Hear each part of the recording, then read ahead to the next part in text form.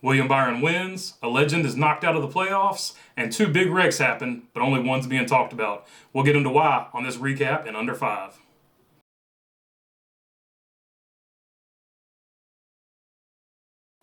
So this race was awesome. If you ever go back and rewatch the races, this is definitely one you want to rewatch. It had a little bit of everything from fuel strategy to points racing to teamwork to people going for the win on the last lap to people going for wins just to get into the playoffs. There were blocks. There were two big wrecks. I mean, this was actually a really good race. It lived up to the hype. They were basically saying Daytona was going to be a madhouse, and for once, after the first 20 laps at least, this race lived up to the hype. Every driver out there seemed like they were going for it. So if you want to rewatch a race, this is definitely one you would like to rewatch. But let's get into the talking points right now. So William Byron finally wins a race. He finally gets that stigma off. I know he got tired of people talking about when are you going to win a race. There's a lot of hype behind William Byron when he was first brought to Hendrick. He finally gets that monkey off of his back, and now he doesn't ever have to talk about it anymore. He's won a race, and he won a race in amazing fashion. He solidified his spot to get into the playoffs by winning a race. He doesn't have to worry about points racing, even though that was the last race.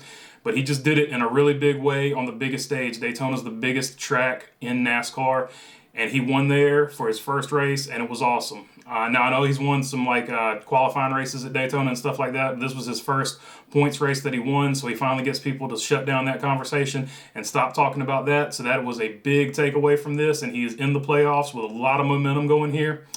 Chad Knaus also gets the stigma off. He couldn't win with anybody but Jimmie Johnson. So that's a big win for both of those guys. The other talking point about this, Jimmie Johnson did not make the playoffs. Kind of tragic. He missed one race because of COVID.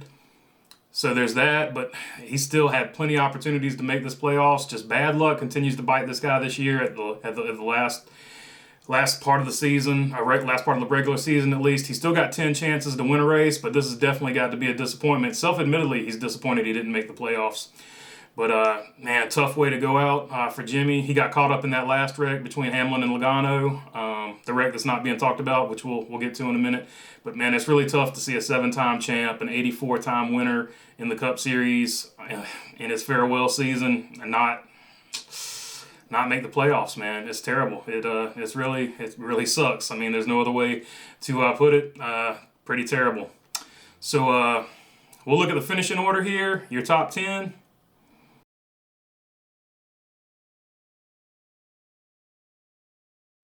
And this is the points reset after the Daytona race, and this is how the points will be going into the first round of the playoffs.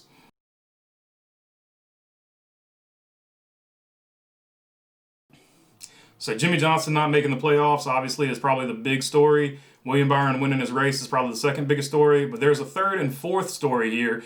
One, Tyler Reddick, the block that wrecked most of the field, and then Joey Logano and Denny Hamlin wrecking, which is a wreck that people are not talking about because people are so focused on this Tyler Reddick wreck, which is sort of interesting to me. So Tyler Reddick admitted that he threw an aggressive block and he wrecked the field, and he understands why people would be mad at him. But at the same time, he was basically like, I'm going for it. This was my chance to get into the playoffs. This was my chance to win Rookie of the Year.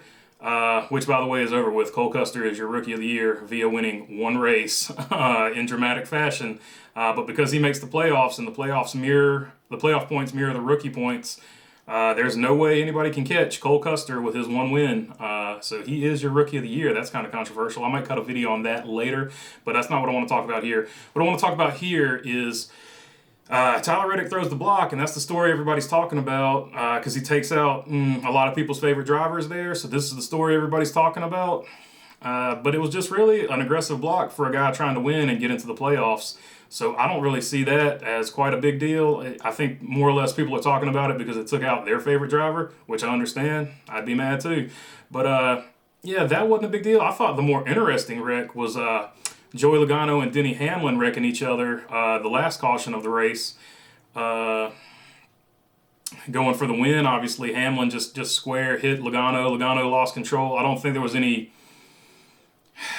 obvious malice or anything like there with that wreck, but it was definitely two guys who have been into it before. They've wrecked each other before, so I think going forward into the playoffs, two guys that you might want to watch. Like if either one of them costs each other another chance for a championship, or I guess Denny's first championship. This would be an interesting thing to take a look at because these two, like I said, have had a past history of not liking each other. They still don't like each other. And a lot of people, I didn't feel like the wreck was intentional, but a lot of people on Instagram and Twitter were talking about, oh, these two are going at it again, which I didn't really see. But if you've already got bad blood and somebody wrecks you, I mean, I could see going forward where this could be a problem for both of their championship hopes. Hopefully they both keep their emotions under control and don't wreck each other. But to me, this was a much bigger story than Tyler Reddick wrecking the field with an aggressive block because Tyler Reddick's not in the playoffs. These two guys are in the playoffs and have had a history with each other. So to me, this would be the wreck that I would be talking about. All right, so we're going into the playoffs with some unexpected guys in Tyler Reddick and William Byron and Austin Dillon. And we're going in there with some obvious favorites, Kevin Harvick, Denny Hamlin, Brad Keselowski. So a lot of heavy hitters. And Kyle Busch sneaks into the playoffs with no wins, which is also a story. So, all right, that's it for the recap. Don't forget to watch us Wednesday night on the Bologna Burger Podcast, Facebook Live. Until then, peace, and thanks for your time.